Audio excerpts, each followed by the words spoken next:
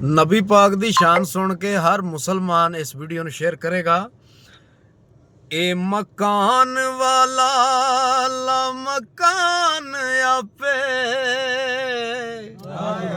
बेनिशान आपे ते निशान आपे शीशा इल्म वाला रख जात अगे आपे अपनी करे पछाण आपे